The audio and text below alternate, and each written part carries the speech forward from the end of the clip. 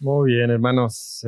Pues buenos días. Estos son los valientes, supongo que los estudiosos, que sí hicieron la tarea. Espero que sí. Pues ya veremos. Algunos ya se disculparon. Hermano, no hice la tarea. Bueno, pues vamos a ver cómo nos va entonces el día de hoy. Vamos a iniciar repasando un poquito algunas de las cosas que hemos visto eh, y luego estaremos entonces avanzando un poquito, especialmente con la tarea que ustedes se supone que han hecho.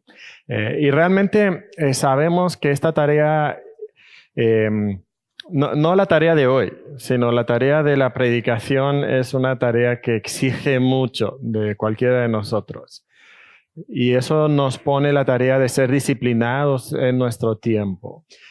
Muchas veces de sacrificar otras actividades, dejar a un lado cosas que quizás nos han gustado hacer, pero por algo que es mejor, algo que vale la pena. Y entonces es lo que vamos a estar viendo, repasando un poquito. Les traje unos apuntes, creo que todos tienen las hojas, espero que sí. Lo primero que vamos a ver es simplemente repaso y luego vamos a ir directamente con nuestra tarea y vamos a interactuar en base a lo que ustedes han hecho. Y ver si todos más o menos llegamos a las mismas conclusiones. Y es probable que no, y no pasa nada, pero pues vamos a ver si por lo menos estamos dentro de la misma zona geográfica, el mismo continente mínimo, aunque no hayamos llegado todos exactamente a la misma dirección específica. Pero repasando un poquito, la semana pasada, bueno, hace 15 días, estuvimos hablando de la predicación, estuvimos comentando el porqué de la predicación, el qué y el cómo de la predicación. Y si ustedes se acuerdan, empezamos hablando de este versículo. Procura con diligencia presentarte a Dios aprobado, como obrero que no tiene de qué avergonzarse, que usa bien la palabra de verdad. Y otra vez vemos ese término de diligencia, de trabajo, de esfuerzo. La tarea que nos pusimos para esta semana. Pues sí, vimos que es exigente. Si lo intentamos, vimos que sí requiere cierto tiempo, cierto estudio, pero nosotros queremos ser diligentes porque vamos a estar un día delante de Dios dando cuentas a Dios por lo que hicimos o no hicimos o cómo lo hicimos. Si lo hicimos de una manera que le agrada y Él nos va a pedir cuentas y queremos ser obreros bien aprobados por Dios sin tener que avergonzarnos por algo. Y como notamos en este versículo, la última parte nos dice cuál es la medida o cuál es el punto que Dios va a usar para decirnos aprobado o reprobado, y es usar bien la palabra de verdad. Esa es la clave, que usemos bien la palabra de verdad. Y dijimos que la palabra usar bien significa cortar derecho. Y entonces usamos la ilustración de una línea.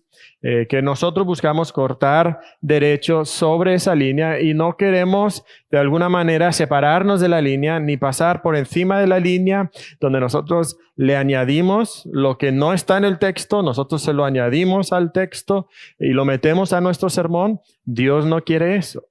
Dios no busca eso. Pero tampoco queremos quedarnos por debajo de la línea donde de alguna manera nosotros le restamos a la línea o al texto lo que viene en el texto. Entonces no queremos decir más de lo que dice el texto, pero tampoco queremos decir menos de lo que dice el texto, porque nuestra responsabilidad entonces es cortar derecho o quedarnos sobre esa línea, permanecer sobre esa línea de manera constante. Y eso es lo que buscamos hacer. Y para lograrlo, entonces dijimos que hay 3 pasos para llegar al sermón. El sermón no se prepara solo, no nos acostamos por la noche y nos levantamos al siguiente día y pues ¡pum!, apareció el sermón. No, hay cosas muy específicas que nosotros tenemos que realizar para preparar un buen sermón. Entonces, el primer paso que nosotros enfatizamos es que tenemos que entender el texto. Yo no puedo predicar un buen sermón si yo no entiendo lo que el texto mismo dice. ¿Por qué? Porque un buen sermón se va a quedar sobre la línea. Y entonces si no sé cuál es esa línea, qué es exactamente lo que dice ese texto, entonces sin duda voy a estar arriba o voy a estar abajo de la línea, pero debo permanecer sobre esa línea y eso requiere entonces que yo entienda el texto. El segundo paso principal, el número 2 que tienen ahí, ahorita regresamos y llenamos los incisos, pero el segundo punto es entonces desarrollar un sermón. Simplemente porque yo entiendo el texto no quiere decir que tengo un sermón. Tengo que desarrollar el sermón. Y entonces el tercer punto principal es que debo predicar el sermón. Y en una clase entonces vamos a abarcar todos estos elementos, una clase de homilética.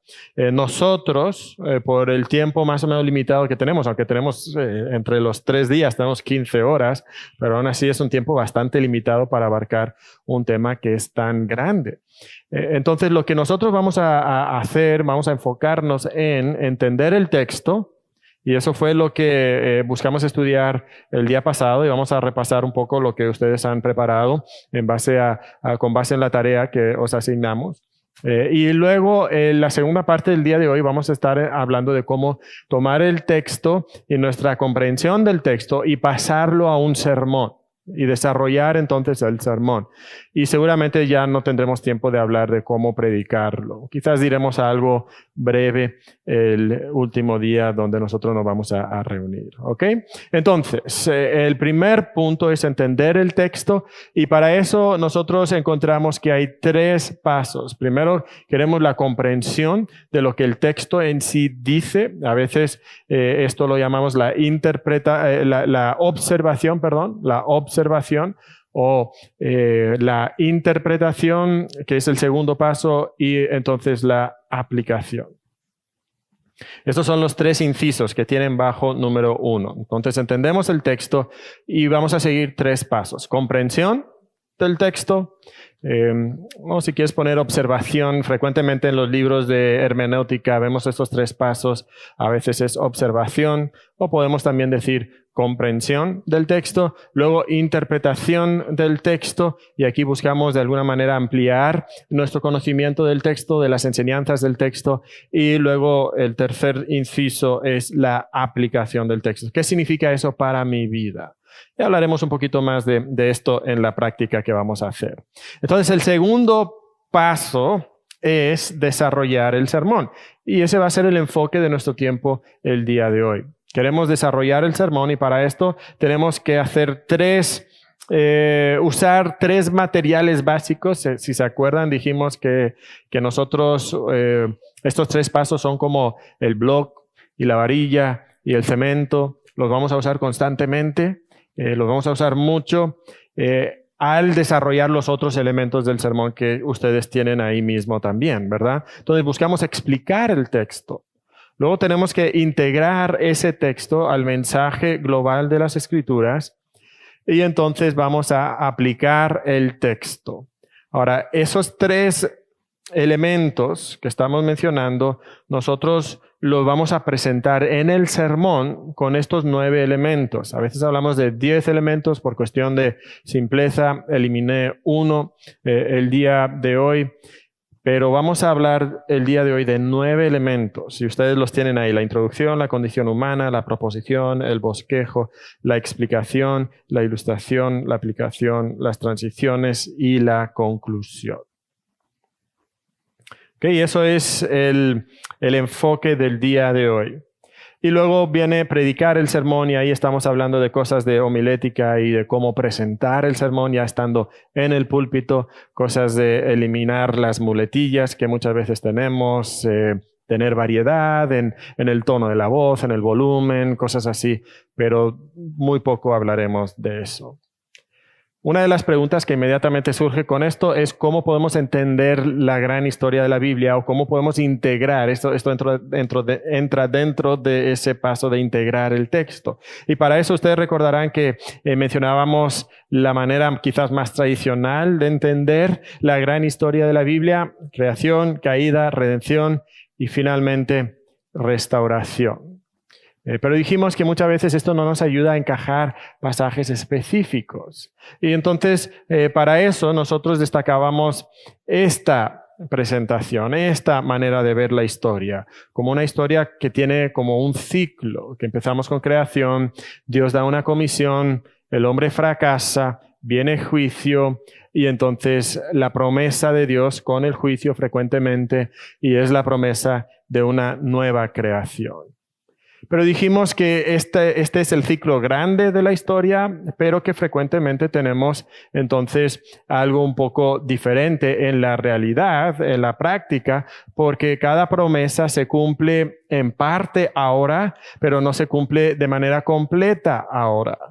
Entonces, cada promesa da inicio a un nuevo ciclo de nueva creación, comisión, fracaso, juicio, promesa. Y entonces vamos repitiendo ese ciclo y lo vamos repitiendo como vemos aquí, Adán, Noé, Abraham, Moisés, David. Y finalmente Cristo es el que va a interrumpir ese ciclo de fracaso que podemos observar y donde nosotros fracasamos, Cristo tiene éxito y entonces Dios da su bendición a Cristo y a todos los que creen en Cristo. Y entonces finalmente todas las promesas que Dios ha hecho hasta ese momento son sí en Cristo. Y son sí en Cristo ya, hasta cierto punto, pero todavía no. Y esas se van a cumplir finalmente de una manera más grande y más gloriosa en la nueva creación. Y estamos esperando eso. Nosotros estamos deseando que eso llegue. Y entonces cuando nosotros estamos estudiando un pasaje, queremos ligar nuestro pasaje con esta gran historia de la Biblia. Queremos integrar nuestro pasaje al mensaje unificado de las Escrituras. Y entonces esta manera de ver las Escrituras, por lo menos para mí, me ayuda un poquito más en cuanto a cómo integrar estas historias y cómo relacionarlas con Cristo. ¿Ok? Todo esto es repaso. Y eso entonces nos lleva a preguntarnos cómo nos fue con la tarea, ¿verdad? ¿Cómo nos fue con la tarea? ¿Ok? Y entonces vamos a dejarlo ahí por ahora. Vamos a dejarlo ahí antes de entrar en cosas nuevas, porque lo que nos toca ahora, ahí donde dice en sus hojas elementos del sermón, número 1, pues eso va a ser el siguiente punto.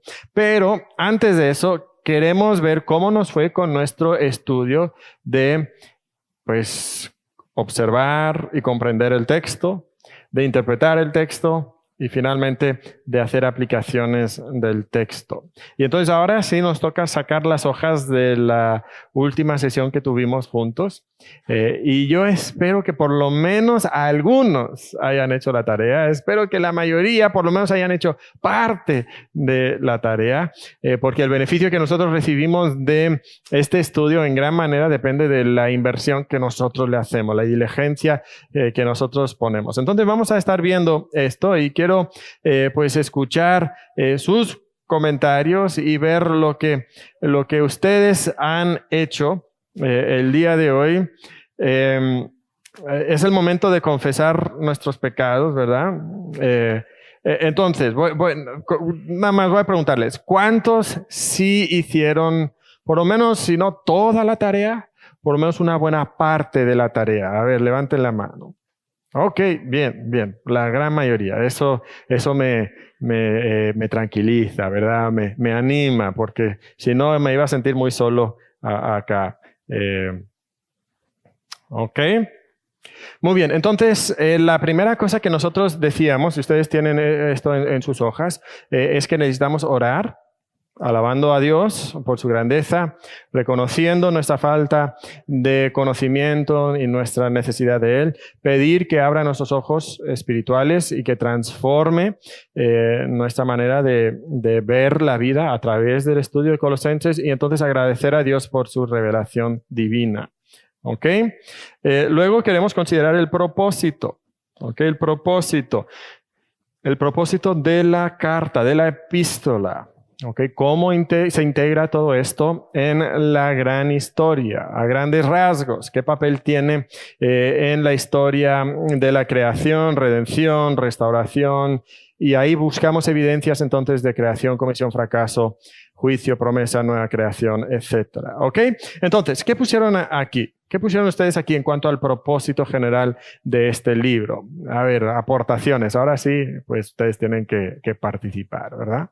¿Quién quiere comentar algo que puso? Dios quería dar a conocer la gloria de Dios en Jesucristo.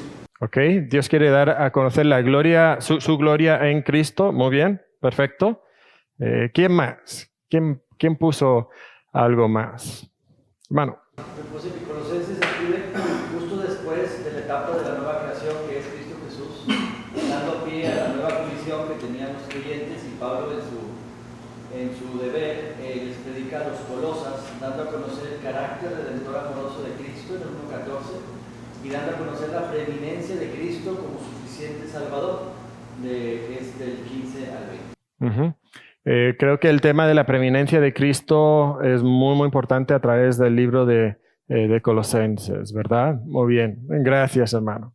¿Quién más? Hermano. Es necesario morir para vivir en Cristo. Ok, en capítulo 3, algo que vamos a ver, ¿verdad? Que tenemos que morir a nuestra carne, a nuestros deseos carnales, pecaminosos, para poder vivir en Cristo. Muy bien. Pablo presenta a Jesucristo como el Hijo de Dios y como la imagen del Todopoderoso Creador, mostrándolo como la máxima deidad. Se expresa que por su sacrificio tenemos redención, perdón de pecados y reconciliación, y esto con el fin de presentarnos santos y sin mancha y irreprensibles delante de Él en su gloria. Y esto equivale a los puntos de redención, de restauración y de promesa. Ok, excelente. Muy bien. Muy buen comentario. Gracias. ¿Alguien más? Hermano. Es poner la preeminencia de Cristo, algo que se había perdido en la iglesia de Colosas. Sí. Y que por consecuencia de esto es que las vidas de ellos no estaban reflejando la resurrección de Cristo, el poder de Cristo, la deidad de Cristo. Y esto nos enseña que si tenemos una buena doctrina, es muy posible que haya buenas vidas cristianas, pero si hay una mala doctrina, o sea, si Cristo no es el centro, entonces las vidas pueden ser decadentes en cuanto a lo espiritual. Claro, entonces si lo ponemos en términos de lo que hemos hablado de comisión y fracaso y nueva creación, Cristo entonces como el que nos da éxito. Cristo nos ha dado éxito, pero cuando nosotros empezamos a minimizar a Cristo, a dejarlo en un segundo lugar, entonces lo que sucede es que nuestra vida empieza a fracasar a la hora de vivir a la luz de la nueva creación que somos. Y si nosotros observamos eso en Colosenses 3, que es uno de los pasajes que hemos estudiado, entonces lo que podemos observar es que porque hemos resucitado con Cristo y todo lo que Cristo nos ha dado, entonces nosotros debemos de andar de cierta manera, de una manera que es consecuente con el hecho que somos nueva criatura en Cristo y tenemos una comisión de Dios para cumplir lo que Él quiere que nosotros cumplamos, pero cuando Cristo entonces queda en un segundo plano, nosotros fracasamos a la hora de vivir a la altura de lo que Dios tiene para nosotros en Cristo, ¿verdad? Y entonces en Colosas en particular había mucho énfasis en la sabiduría. Entonces vemos el fracaso de los hombres rechazando la sabiduría de Dios, buscando su propia sabiduría, pero Jesucristo es la culminación de toda sabiduría, no solamente humana, pero divina también. Y es el cumplimiento de las grandes promesas de Dios. Entonces esta sabiduría va a ser diferente a toda sabiduría humana. Y como hombres entonces hemos sido redimidos y debemos de reflejar los valores y la conducta de la nueva creación. Las cosas de arriba, no las cosas de la tierra, ¿verdad? Esto fue lo que yo anoté aquí. Ok, ustedes pueden poner otra cosa y no pasa nada, ¿verdad? Pero pues ahí está. Ok, ¿qué sabemos entonces perspectiva? En nuestra perspectiva del libro, ¿qué sabemos acerca del libro? ¿Quién escribió la carta? ¿Qué sabemos de su situación o de su relación con los oyentes? ¿Qué sabemos? Esto creo que es más o menos fácil. Que la escribió Pablo mientras estaba prisionero en Roma. Y que, bueno, la relación era que él no había fundado, bueno, cree que no se había fundado, él fundó esa iglesia directamente, no fue Epáfras en esa misión. ¿Y por qué creemos que Pablo no fundó la iglesia? ¿Alguien sabe o se acuerda de lo que dice Pablo específicamente? Porque nunca fue a Colosas. Era mientras él estaba en otra iglesia. Ok, en el libro mismo, el apóstol Pablo dice que él tiene mucha carga por las personas a quienes no ha visto su rostro. Entonces, parece sugerir que él no ha visto los rostros de los hermanos de la iglesia de Colosas. Y como comentas, entonces, Pablo probablemente está en Éfeso durante los 3 años que él está en Éfeso, enseñando en la escuela de Tirano. Él capacita a hombres, y entonces esos hombres salen y ellos plantan las iglesias que hay en Asia Menor, muchas de las iglesias. Obviamente en Hechos no sabemos, no hay alguna indicación de que Pablo haya ido a Colosas. No, eso no es garantía de que Pablo no haya ido a Colosas, porque es posible que no todos los movimientos de Pablo vienen registrados en el libro de Hechos, pero sí es bastante claro, si juntamos Hechos con lo que dice en el capítulo 2 de que no ha visto el rostro de estas personas, parece bastante claro que Pablo no planta esta iglesia, hermano. Bueno, y hay otra parte en Hechos donde dice que había llenado todo Asia, ¿verdad?, del Evangelio. O sea, posiblemente anduvo por todos los lugares predicando el Evangelio, aunque particularmente esta iglesia no fue fundada por él, sino por Epafras, que Epafras conoció a Jesucristo durante el ministerio de Pablo en Éfeso, ¿verdad? Pero también dice, habiendo oído de ustedes, dice, no hace una referencia en el libro a que los conoce personalmente, sino que he escuchado de ustedes. Sí. Habiendo oído de vuestra fe, dice. Y este es uno de los libros, gracias, este es uno de los libros donde Pablo menos menciona personas específicas, ¿no? En muchas de las cartas llega al final y dice, oye, te saludo acá y te saludo acá y salúdame a este hermano y salúdame a este otro hermano. Y esta es una de las cartas donde menos vemos que eso suceda, porque no había tanta conexión directa, ¿no?, con estos hermanos en ese momento. Entonces, Pablo la escribe a los colosenses, una iglesia que mayormente no conoce, porque no fue a Colosas, ¿ok? Probablemente Epafras es el que establece la iglesia. Probablemente Epafras es entrenado por Pablo cuando Pablo está en Éfeso enseñando. Y eso quizás también nos ayuda a entender por qué Pablo presenta a Epafras y quiere como que elevar un poquito a Epafras a los ojos de la congregación, mencionándolo como ejemplo en el capítulo 3, ¿verdad? ¿Ok? ¿Cuándo fue escrito? Ya mencionamos un poquito sobre esto. ¿Cuándo fue escrito? ¿Ok? Y en esos tiempos se tenían conceptos sobre poderes cósmicos que fascinaban a los colosenses y provocaban estudios sobre astronomía en ello, y había ciertas licencias en la moralidad sexual y tendencias hacia el feminismo. Ok. Pablo escribe este libro cuando es prisionero en Roma. Entre años, hay cierto debate, ¿verdad? 60, 62, 60, 63, algo por ahí, ¿verdad? Pero escribe al mismo tiempo Filipenses, Filemón, Efesios. Si recordamos, entre Efesios y Colosenses hay mucha sintonía, muchos de los mismos temas aparecen, nada más le da un giro un poquito diferente por las situaciones que hay en esas iglesias, ¿ok? La ciudad está a unos 150 kilómetros al este de Éfeso. Colosas antes estaba justo sobre la carretera principal, entonces había mucho movimiento, ¿verdad? Mucha mercancía pasaba por ahí, eso era bueno para la ciudad. Luego los romanos movieron la carretera, Colosas se queda pues desplazada, ¿verdad? Es como antes, ¿no? Con los trenes, ¿no? Donde pasaba el tren, pues ahí se hacía una pequeña ciudad, estación González o estación lo que sea. Y luego de repente quitan la estación. ¿Y qué pasa con esa ciudad? Pues poco a poco pues se va decayendo, encogiendo, se muere, ¿verdad? Y eso es lo que estaba pasando en Colosas en este momento. Era una ciudad de mucha relevancia, había empezado a quedar en el olvido. Pero dentro de esa iglesia, entonces, David nos mencionaba algo sobre el contexto religioso. ¿Quién más quiere comentar sobre eso? Él comentaba que había mucha fascinación por cosas cósmicas, por poderes, principados, potestades. ¿Quién más observó o comentó algo sobre eso? También dice la misma carta que tenían, era una colonia multicultural donde cohabitaban griegos, judíos, escitas y bárbaros, libres y esclavos. Entonces tenían diferentes tradiciones y costumbres por las cuales se juzgaba mucho por su religiosidad y por su devoción, ¿verdad? Es lo que viene Pablo a poner en claro.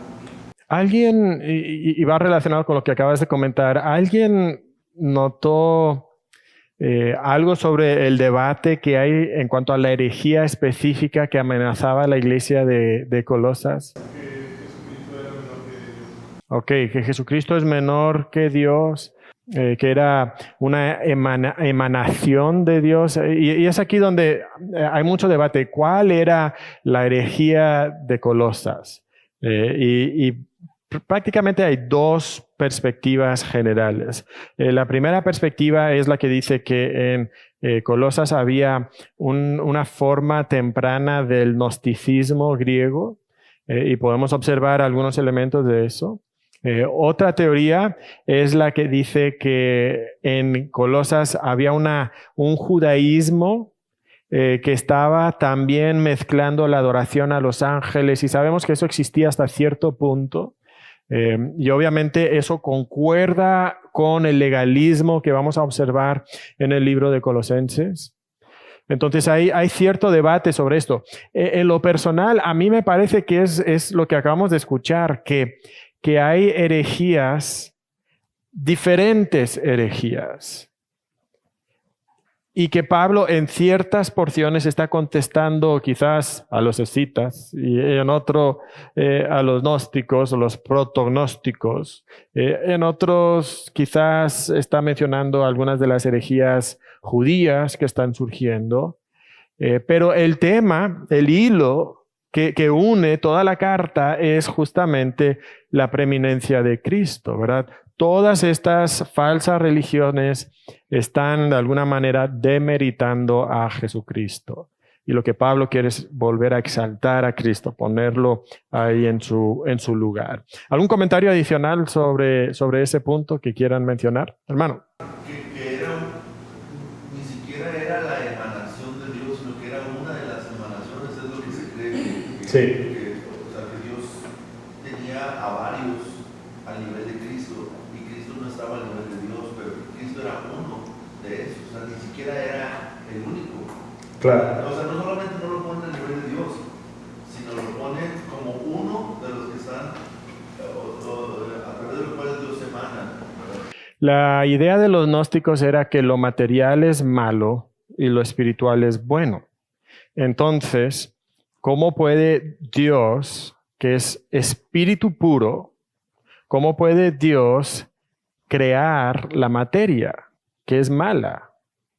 Entonces, para su mente esto era imposible.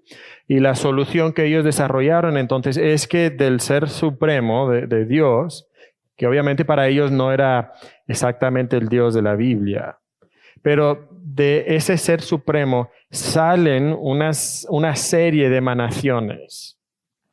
Y cada una de esas emanaciones es inferior a la anterior. Y entonces en algún momento una de esas emanaciones crea el mundo físico. ¿Por qué? Bueno, lo hizo mal realmente para los gnósticos, ¿verdad? Esto fue un error lo que él hizo. Entonces, de ahí entonces sale el mundo físico. Había cierto debate entre los gnósticos cristianos, los que querían como de alguna manera mezclar estas dos creencias, el gnosticismo con el cristianismo. Algunos creían que Cristo era la primera emanación, la más exaltada. Otros creían que era la última emanación y que fue el creador del mundo físico y por ende era el menor. Y entonces el gnosticismo recibe su nombre de la palabra gnosis, que es conocimiento en griego. Y entonces el gnosticismo decía, nosotros tenemos conocimiento secreto, misterioso, escondido. Y si tú quieres conocer esto, entonces tú necesitas ir avanzando en el conocimiento místico que nosotros te podemos enseñar, y Cristo está bien. Pero es que Cristo es solamente el comienzo. Tenemos que ir más allá de Cristo. Tenemos que ir profundizando a través de todo ese conocimiento que viene de esas emanaciones hasta llegar al Ser Supremo. Entonces, Cristo está bien, pero solamente como primer paso. Una manifestación moderna del gnosticismo es la masonería.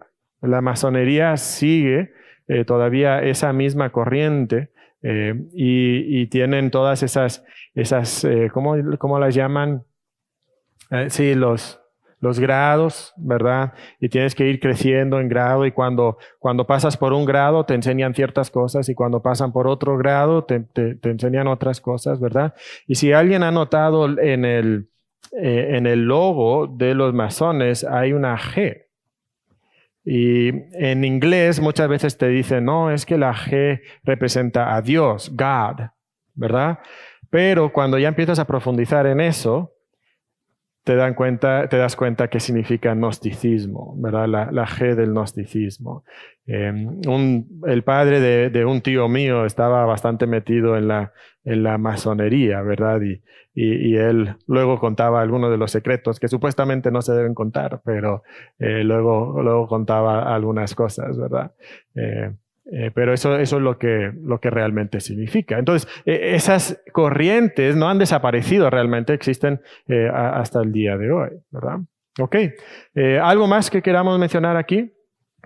Quizás deberíamos de mencionar que Filemón probablemente es de Colosas, ese amigo íntimo de Pablo que había tenido ese esclavo, que había huido, que había robado probablemente de él, Onésimo entonces.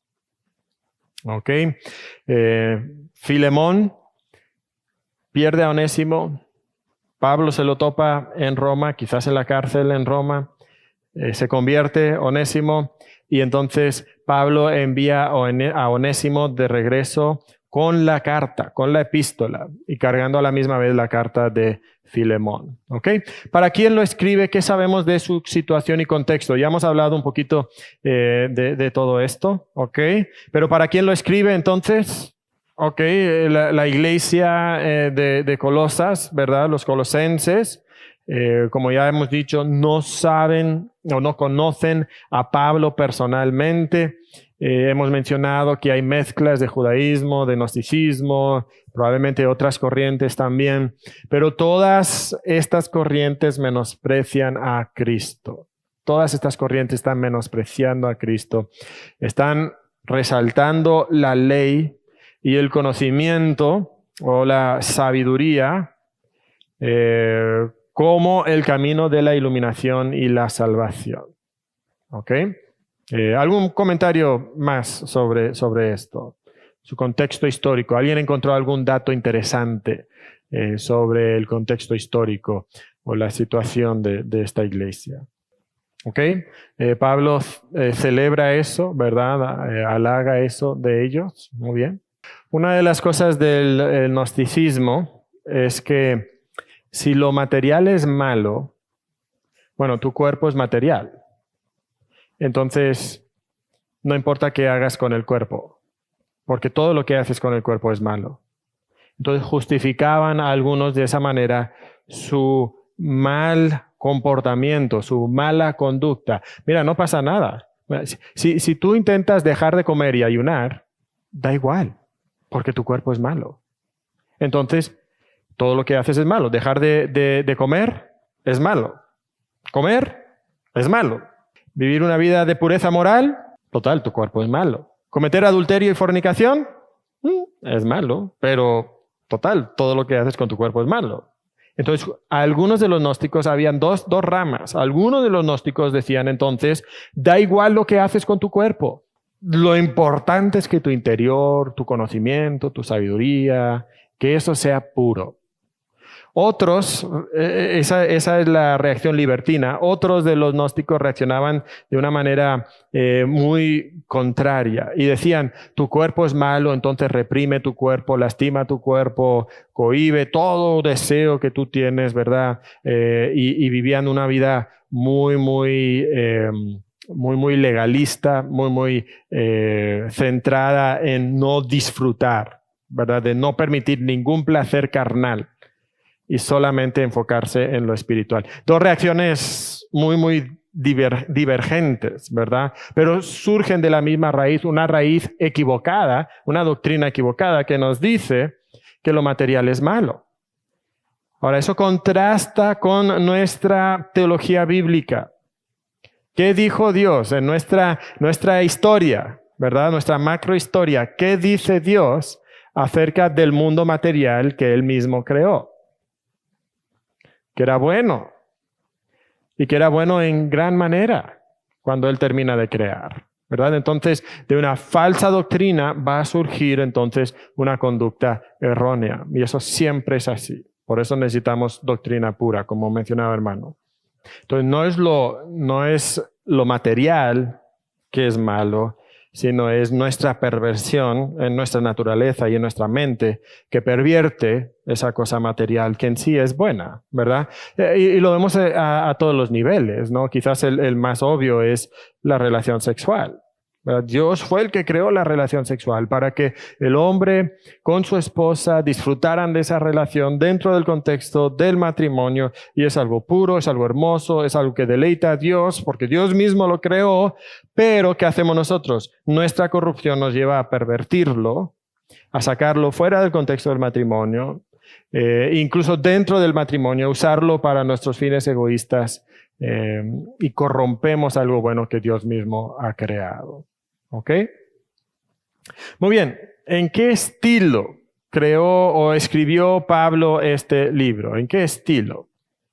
Ok, es muy obvio, ¿verdad? Es la carta o la epístola a los Colosenses. Entonces es bastante obvio que esto es carta. Ahora, ¿por qué escribió este libro? Esta es una pregunta sumamente importante. Ya hemos comentado un poquito sobre algunas de las razones por qué escribió el libro, pero es muy importante que nosotros nos tomemos bastante tiempo al estudiar un libro para considerar qué es el propósito específico, qué quiere él lograr en la vida de los lectores en la iglesia de Colosas.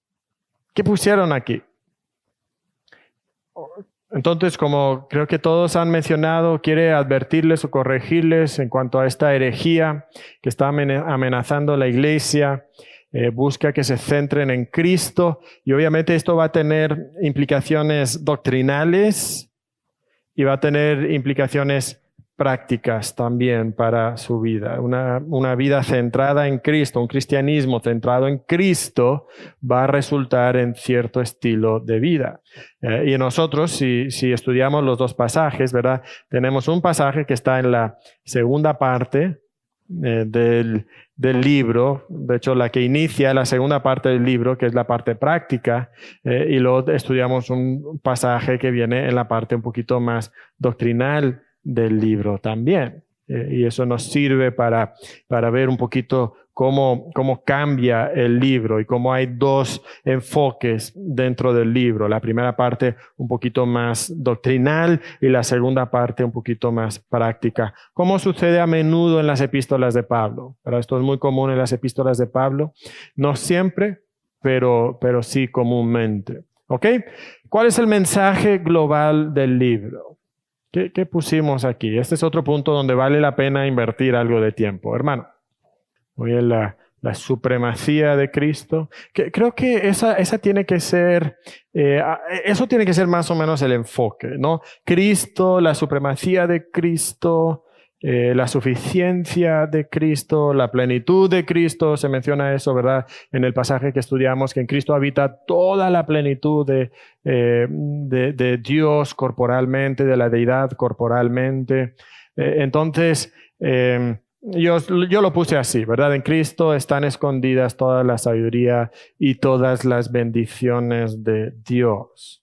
Entonces no tienes que buscar en el judaísmo, el legalismo del judaísmo, no tienes que buscar en el conocimiento del gnosticismo.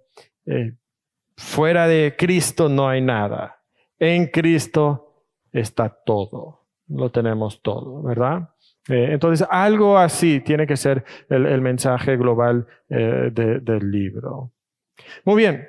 Entonces, la segunda parte, entonces, aquí voy a dejar que ustedes comenten. Yo aquí no lo contesté en este archivo. Yo tengo otro archivo donde tengo muchas de estas cosas. Pero voy a dejar que ustedes comenten sobre esto. ¿Qué temas, palabras vimos repetidos a lo largo del libro? ¿Qué cosas destacar para nosotros? Ok, conocimiento es un tema que surge una y otra vez. El conocimiento, muy bien, perfecto. Sí, y eso es muy, muy frecuente, no solamente en esos versículos que estudiamos, sino en toda la epístola, especialmente la primera parte. Una y otra vez es Cristo, Cristo, Cristo, Cristo. Y si no está hablando o mencionando el nombre de Cristo, está describiendo a Cristo. O a veces aparecen esos pronombres, él, su, ¿verdad? Que también son referencias a Cristo. Ok, 46% de los versículos mencionan a Cristo de manera directa. ¿Verdad? Esto es impactante, 46%. 1 de cada 2 prácticamente, ¿verdad? Aparecen ahí. Muy bien, buen dato, gracias por ese dato. ¿Quién más? Cristo, muy importante, ¿verdad? Conocimiento. Muy bien, entonces la circuncisión, en uno de los pasajes que estudiamos, menciona cómo Cristo hace en nosotros la circuncisión no hecha por manos y lo contrasta con la circuncisión de la carne, ¿verdad? Es por lo menos un tema más que necesitamos mencionar, que es plenitud, o plenos, o completos. A veces se traduce de maneras diferentes, pero esa idea de plenitud, de completo, de estar completos en Cristo. Eso es un tema que aparece en varias ocasiones y parece contestar directamente una de las cosas que decían los gnósticos. Una de las cosas que decían los gnósticos era precisamente que tú podías llegar a conocer plenamente y a tener plenitud en ti a través de tu crecimiento y a través de tu avance por esas emanaciones, ¿verdad? Conociendo otra emanación y más revelación y más conocimiento, que eso entonces te hacía pleno. Pero, ¿qué nos dice el apóstol Pablo? Estamos completos, plenos en Cristo. ¿Por qué? Porque en Él habita corporalmente toda la plenitud de la deidad. ¿Okay? Esto es lo que Pablo nos está diciendo. Entonces, ¿cuáles serían algunas de las principales enseñanzas que los lectores originales hubieran tomado de esta carta? ¿Okay? La deidad de Cristo, su prioridad sobre todas las cosas, la supremacía. Estamos usando muchas de estas palabras similares, ¿no? Prioridad, supremacía, preeminencia. Hermano, entonces, si Cristo es así, si Él es completamente Dios y siendo Dios es santo, etcétera, etcétera, etcétera, entonces nosotros necesitamos vivir de esta manera también, ¿no? Y otra vez entra aquí nuestra gran historia. ¿Okay? Si Cristo es la manera de llevarnos a nosotros a ser esas nuevas criaturas en Cristo, a través de Él, a través de su obra, que mi vida tiene que reflejar eso. No puede continuar. Si yo digo que soy una nueva criatura en Cristo, no puedo caminar de la manera antigua. Y creo que este es un mensaje sumamente importante para nuestra cultura, nuestra situación religiosa en la que nosotros vivimos el día de hoy. Porque hay muchas personas, y lo encontramos en todos los lados del espectro religioso, cristiano incluso.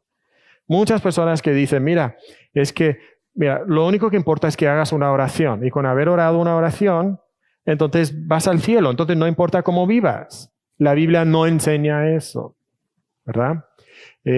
Tenemos personas diciendo, mira, es que solamente ama a Dios. Lo único que importa es que tú ames a Dios y seas sincero en tu corazón.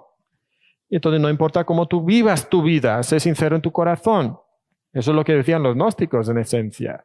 Y hay personas que lo dicen el día de hoy. Entonces no importa cómo tú vivas. Hay personas que hablan mucho de la gracia de Dios y por supuesto necesitamos hablar de la gracia de Dios el día de hoy. Pero a veces tergiversamos la gracia de Dios y lo convertimos en una excusa para el pecado, porque empezamos a decir, bueno, si Dios nos acepta por gracia, sin importar cómo nosotros vivimos, entonces no importa cómo tú vives. Pero la gracia de Dios, nos dice Pablo en Tito, esa misma gracia que nos salva, también nos santifica, nos enseña a renunciar al pecado.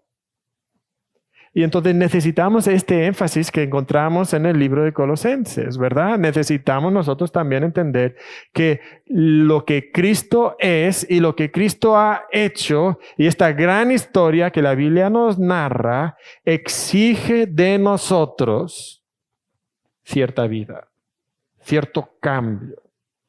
Y que tenemos que hacer morir lo terrenal en nosotros. Eso es muy obvio.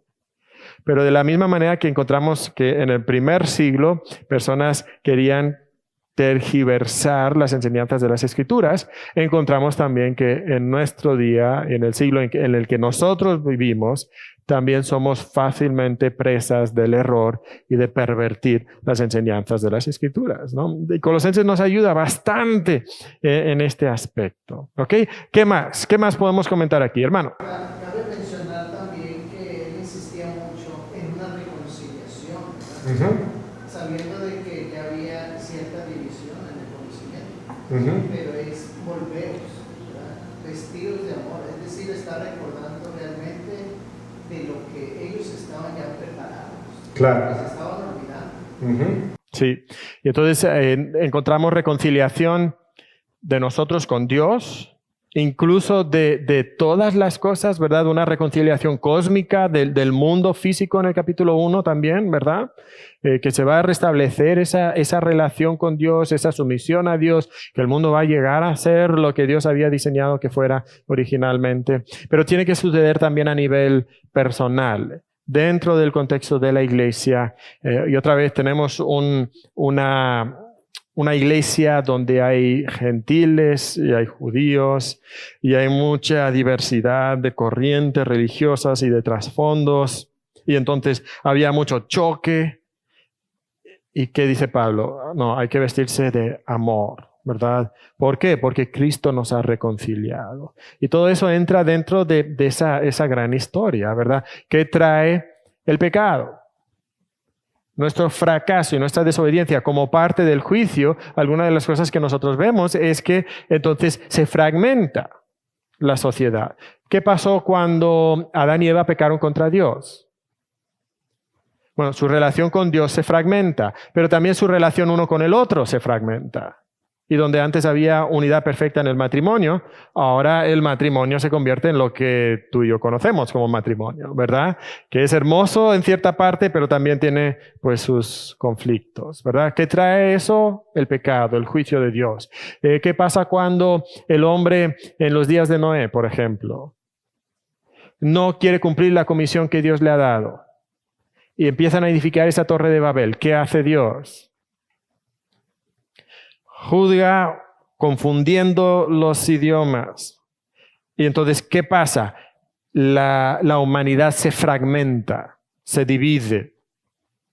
Esa es una consecuencia del pecado. ¿Qué pasa cuando los reyes de Israel no cumplen con la comisión de Dios? Los hijos de David. La nación se fragmenta, ¿verdad? Y ahora tenemos 2 naciones en vez de una nación. Y esa es la consecuencia del pecado. Otra vez, estos son, no sé si se acuerdan, les mencionaba que dentro de esos temas principales y grandes, ¿no? De creación, comisión, fracaso, juicio y promesa, con la nueva creación entonces, dijimos que había muchos subtemas que luego podemos identificar y no tuvimos tiempo para irlos mencionando uno por uno. Pero uno de esos subtemas que tiene que ver con juicio es fragmentación, separación, división. Y entonces, una de las promesas que tenemos es que en la obra que Dios va a hacer va a haber reconciliación. Entonces Dios va a sanar esas divisiones que antes teníamos. ¿Y cómo las sana? Finalmente las sana en Cristo, reconciliando todas las cosas. En Efesios capítulo 2 nos dice que de los dos, de judíos y gentiles, hacer un solo y nuevo hombre. Dios reconciliando todo esto. Y entonces Dios reconcilia esto a nivel cósmico y Dios reconcilia a nivel individual también. Entonces, donde antes tenías judíos y gentiles que no se podían llevar, y dentro de los gentiles tenías agnósticos y estoicos y bárbaros y escitas que tampoco se llevaban, ahora todos venimos a Cristo, y porque venimos en Cristo, que existe dentro de la iglesia unidad, amor. Y eso debe ser uno de los testimonios más claros para el mundo, de que aquí está Cristo, de que esto es algo diferente, cuando hay una unidad que no se puede explicar a niveles o por razones humanas. ¿Verdad? Mira, aquí en esta mesa tenemos un ejemplo perfecto de esto. ¿Verdad? Tenemos un rayado y tenemos un tigre. ¿Verdad? ¿Qué pudiera hacer que un rayado y un tigre se lleven bien? ¿Verdad? No, o sea, lo más natural sería que se estuvieran matando en la calle, ¿verdad? Eso es lo que pasa, ¿verdad? Pero ¿qué? Hay algo superior que nos une, y que nos une es Cristo, ¿verdad? Entonces podemos tomar esas diferencias que nos pudieran separar y ahora hay algo que es mucho mayor, que es mucho más importante y que nos une. Y es Cristo, ¿verdad? Ahora, eso es un poco chistoso, ¿verdad? En cuanto a fútbol. Pero en cuanto a cosmovisiones, filosofías de la vida, valores, cosas ya de mucho más peso, ¿qué nos une? Cristo. Cristo. Y entonces cuando el mundo ve una persona de una categoría, de un nivel socioeconómico muy elevado, que está asistiendo a una iglesia con una hermanita que quizás ni terminó primaria y que tiene muy poca preparación, pero los dos dentro de la iglesia se aman y se cuidan, se tratan bien, se tratan como iguales. ¿Cómo explicas eso? Eso es lo que el mundo ve. Y debe de asombrar al mundo. Y es lo que dijo Jesucristo, ¿no? ¿Cómo van a conocer que sois mis discípulos?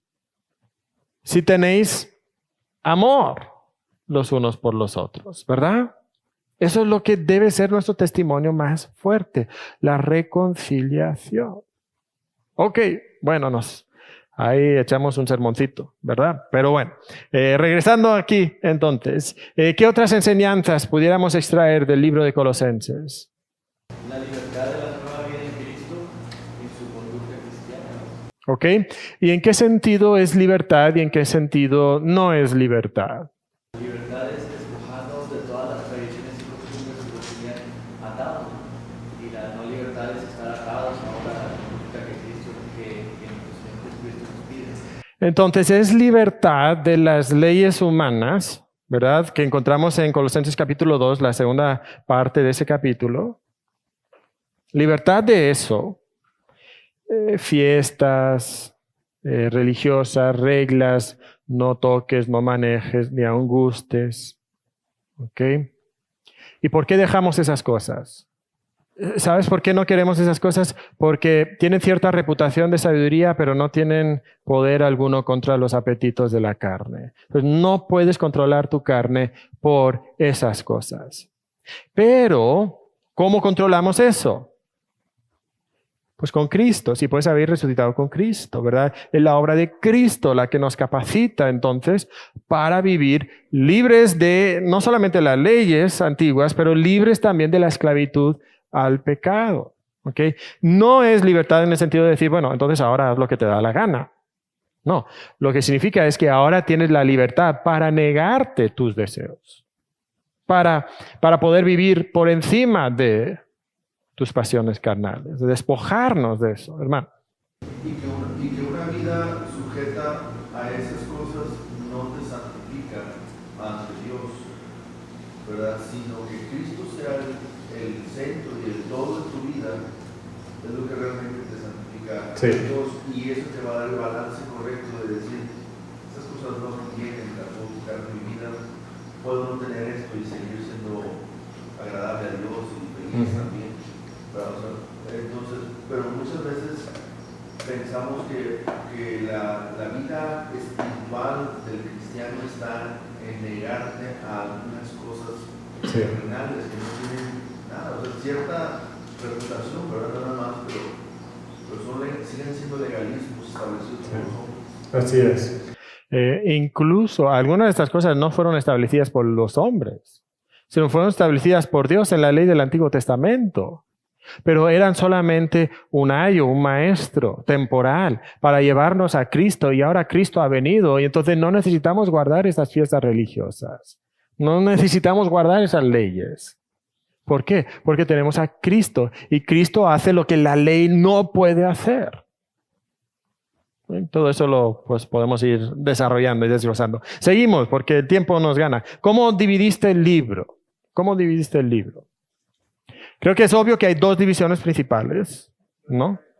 La parte teórica o teológica, doctrinal, y la parte práctica, capítulos 1 y 2, y luego capítulos 3 y 4. ¿Alguien subdividió capítulos 1 y 2 y 3 y 4? ¿Sí, David? Introducción, del 1 al 1:14, y luego Cristo como creador y Señor de todo, del 1:15 al 23. Y luego el ministerio de Pablo, del 1:24 hasta el 2:5. Me encanta que la división de capítulo no le frenó, ¿verdad? A veces nosotros, como decíamos la semana pasada, capítulo, no, tiene que ser sección nueva. No, no necesariamente, me encanta, bien hecho, bien hecho. Las falsas doctrinas del 2:6 al 3:4. Luego la vida antigua y la vida nueva, del 3:5 al 4:1. Y del cierre y las instrucciones finales del 4:2 al 3:8. Ok, muy bien. ¿Quién más quiere comentar cómo lo dividió? Adelante, hermano. Primero, saludos y reconocimientos. Del 1 al 14, la deidad y suficiencia de Cristo. Desde el 1:15 hasta el 2:9, luego echando abajo la vieja manera de vivir, del 2:11 al 23. Luego la nueva conducta en Cristo, del 3:5 al 4:6. Y despedida y agradecimiento, del 4:7 al 18. Ok, muy bien. Hermano. Yo, nada más en 4, y esos 4 tienen sus divisiones, pero es introducción, doctrina de Cristo, vida cristiana y conclusión. Ok, muy simple, ¿verdad? Sí. Los primeros 2 introducciones, 1 al 14. La doctrina es del 1:15 al 3:4. La vida cristiana es del 3:5 al 4:6. Y la conclusión es del 4:7 al 3:8. Ok, muy bien. Y creo que los versículos 3, 1 al 4 son como que la bisagra, ¿verdad? Podemos ponerlos en la parte doctrinal, porque hay mucha doctrina, pero también es como que el inicio de la parte práctica, y encontramos eso frecuentemente en las Escrituras. Los judíos les encantaba hacer eso, tener como que una sección que era como el nexo entre la parte que acaba de terminar, que está terminando, y la parte que va iniciando, y ellos entonces hacen una transición bastante fluida, y a veces es difícil, bueno, ¿esto va con lo que viene antes o viene con lo que viene después? No sé. Bueno, a veces es más fácil verlo como la bisagra, ¿no? Que tiene las dos hojas, ¿no? y que se mueve sobre sí mismo. ¿Ok? Muy bien. Entonces, eso nos lleva ya a la parte, pues ya de nuestro estudio. Y vamos a brincarnos acá abajito. Ok, vamos a ver qué dice el texto. Estas son las preguntas, ¿verdad? De comprensión o de quizás observación. Ok, ¿qué palabras, ideas repetidas vimos, frases claves? ¿Qué destacamos aquí nosotros? Dentro del primer pasaje, ¿verdad? Ya estamos dentro del primer pasaje, que es Colosenses 3, 1 al 4. ¿Ok? Una palabra importante es plenitud, ¿verdad? Plenitud. Bueno, ¿estamos en 3, 1 al 4? Sí. Ok. Frases repetidas, cosas de arriba, vuestra vida.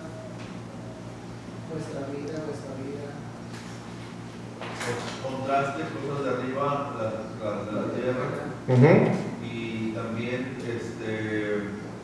bueno, Cristo, y 4 veces Cristo y el pronombre Él, refiriéndose a Él.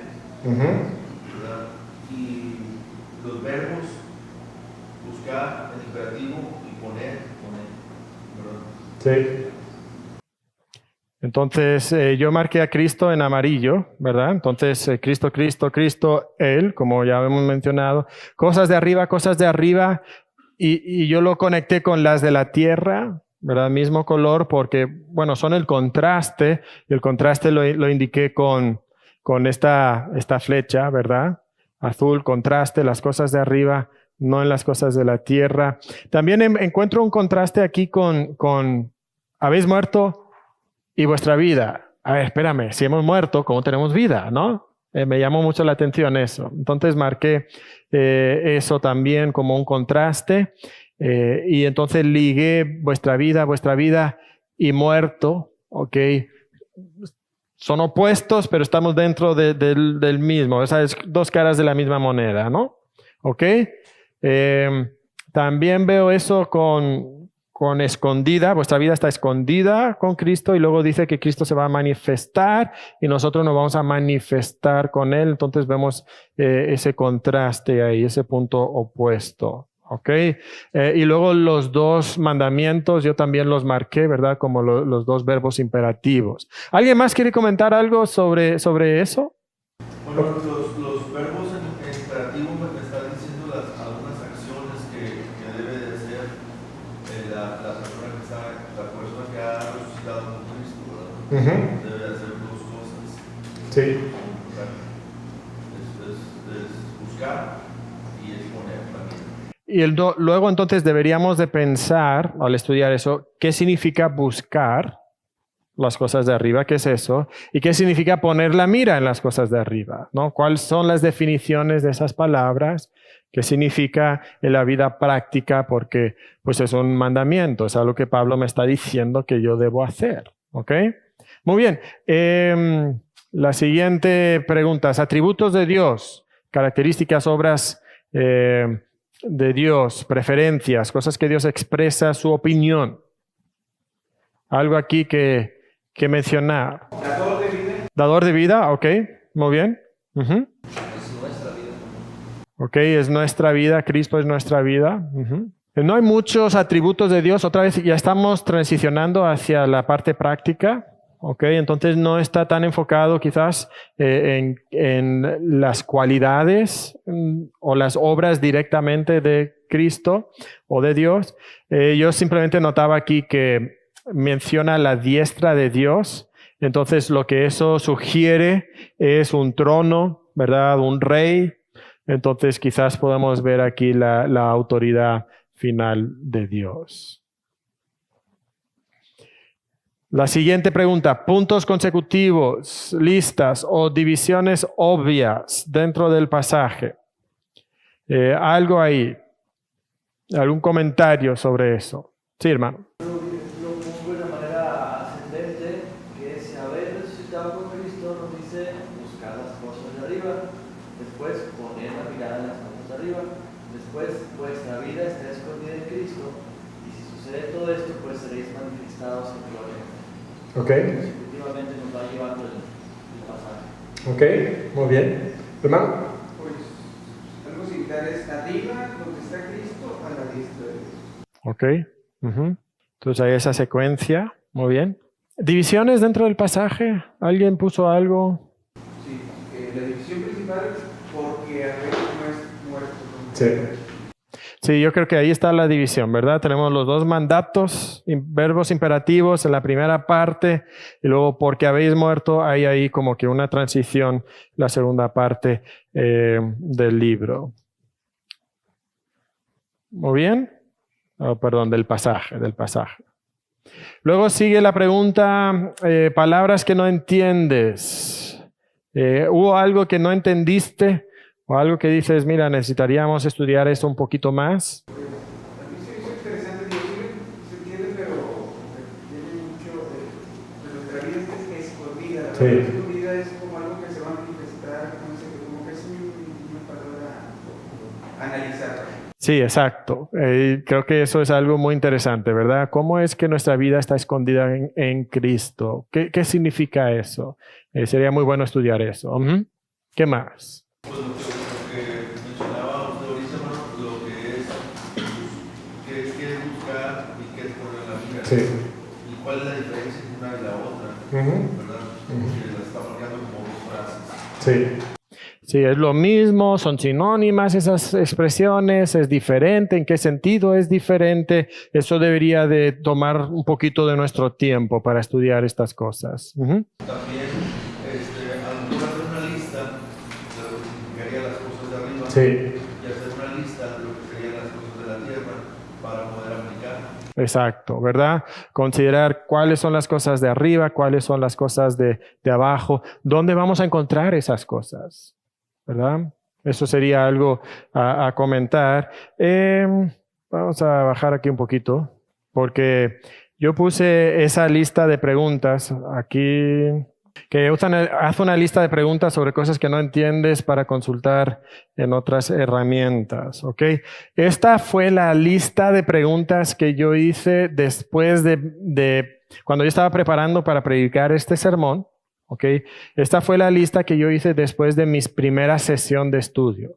Entonces, frecuentemente lo que yo hago es estudiar primero el pasaje y al estudiar el pasaje, entonces, de una manera superficial, empezar a hacer los colores y todo eso.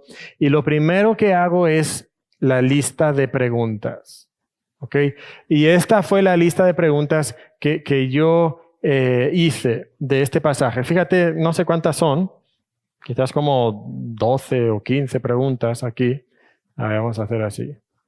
Ok, hay 11, 12 preguntas y algunas tienen como que varias preguntas ahí, ¿verdad? Ok, ¿dónde ha mencionado que hemos resucitado con Cristo? Porque Pablo ya ha dicho eso. Yo recordaba, ya hemos predicado eso. Bueno, ¿dónde lo dice? Y voy a querer buscarlo y tomarlo en cuenta, porque Pablo supone que yo entiendo que ya lo ha dicho, ¿verdad? De hecho, estas eran cartas que se leían normalmente pues de una sola sentada. Entonces, él supone que podemos fácilmente recordar. Para mí, que estoy predicando esto semanalmente, quizás esto fue hace 6 semanas. Y quizás yo no me acuerdo y mucho menos se va a acordar el miembro de la iglesia, ¿no? Entonces, ¿qué tengo que hacer? Pues yo tengo que hacer esa conexión. Si lo estuviera leyendo todo corrido en una sola sentada, pues seguramente nos acordaríamos, ¿no? Y en el contexto inmediato estamos viendo el capítulo 3, en el contexto inmediato menciona el capítulo 2, ¿verdad? Que hemos resucitado con Cristo, y por eso comienza con esa frase unión, si pues habéis resucitado, porque lo acaba de mencionar en el contexto inmediato anterior. Y entonces cuando yo estudio esto, yo voy a encontrar esa mención que acaba de hacer en el capítulo anterior. Y entonces me va a hacer el nexo con lo que lo que estoy viendo en este pasaje. Y en las referencias cruzadas que nos pidió también aparece Romanos 8, donde habla de que Cristo resucitó y con él y todo eso. Sí. Entonces, ¿qué palabra se traduce buscad? ¿Qué significa? ¿Tiene aplicaciones prácticas? Yo uso el azul para hablar de la aplicación y entonces vamos a ver en mis ejemplos, ¿verdad? Que frecuentemente hay rojo, que es más como explicación, azul, que es aplicación, y verde, que es ilustración. Eso es como yo divido los colores. Claro, lo podemos hacer como nos dé la gana, pero pues es simplemente lo que para mí funciona. Entonces, cosas de arriba. ¿Algún significado especial de parte de los judíos? Eso me interesaba estudiarlo. ¿Qué significa poner la mira? Estas son las mismas preguntas que ya hemos dicho. ¿Qué significa en la práctica poner la mira en las cosas de arriba? ¿Dónde ha mencionado que hemos muerto? Porque eso ya también venía mencionado. ¿Qué significa que nuestra vida está escondida con Cristo en Dios? ¿Cómo cambia mi vida terrenal al saber que mi vida está escondida en Cristo? ¿Cómo es Cristo nuestra vida? ¿Qué significa eso? Cristo vuestra vida. ¿Qué es eso? Es una expresión un poco inusual. Bueno, quiero estudiar eso. ¿Por qué lo dice de esta manera a los colosenses en particular? Se relaciona con la verdad que Cristo es nuestra esperanza de gloria, capítulo 1. ¿Cómo se manifestará Cristo? ¿Cómo seremos manifestados con Él? Y el saber que seré manifestado con Cristo en gloria, ¿cómo afecta a mis prioridades?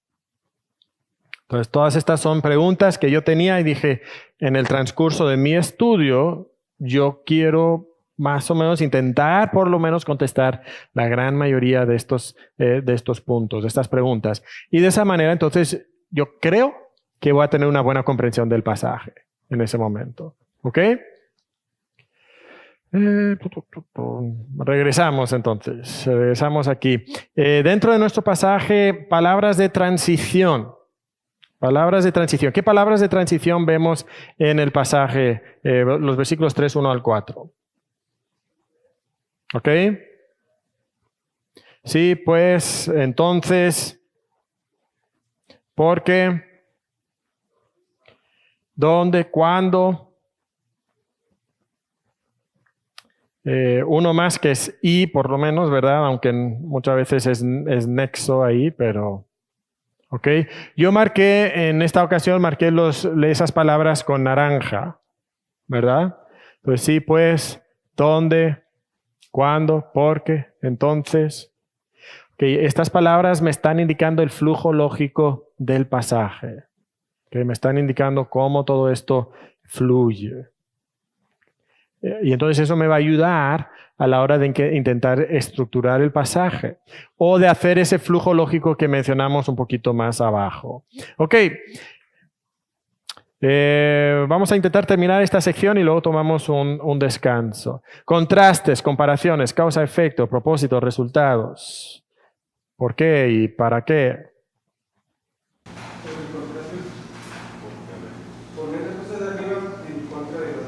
Ok, cosas de arriba, cosas de la tierra. Ajá. Muerte, vida. Muerte, vida. ¿Sí? Sí, está muy claro ahí en el versículo. Si habéis resucitado, entonces la causa y efecto es buscar las causas de arriba. Ok. Porque habéis muerto, entonces vuestra vida está escondida en Cristo. Y cuando Cristo se manifieste, entonces vosotros seréis manifestados con el muerto. Así es. Sí. Entonces el sí nos establece la condición y si eso se cumple, entonces este será el resultado, ¿verdad? El por qué nos da una causa, ¿ok? O una razón. Muy bien. Ok. Mandamientos, promesas. Ok, buscar y poner. Promesas seréis manifestados con la gloria. Exacto. Muy bien. Y luego preguntas sobre conceptos que no entiendes, ¿ok? Muy bien, ¿de qué trata este pasaje? Pues ya pueden ver mi respuesta. En términos generales, ¿qué pusieron? Otra vez, estas preguntas son muy importantes. Estas preguntas son muy importantes a la hora de estudiar un pasaje. ¿Qué pusieron ustedes aquí? Sí me gustaría que muchas personas aquí comenten lo que pusieron sobre el tema de este pasaje. Ok, santificación del creyente, muy bien. Nueva vida en Cristo, ¿ok? Resultado de haber aceptado a Cristo, muy bien. Ok, concentrarse, ese va más o menos como el mío, ¿no? Enfoque, concentración, muy bien, ok, bien, perfecto. ¿Quién más? Prioridad, ok, enfoque, prioridad, concentración, muy bien. Ok, entonces más o menos, ¿por qué escogí yo enfoque del creyente? Porque ¿cuál es el mandato? Buscar, poner la mira. Entonces me parece que nos está orientando en lo que debe ser nuestro enfoque. ¿Ok? Entonces por eso yo escogí eso. Muy bien, pues vamos a dejar eso por ahora. Vamos a tomar un descanso y regresamos en unos 10 o 15 minutos y vemos lo que es la interpretación del pasaje, por tanto.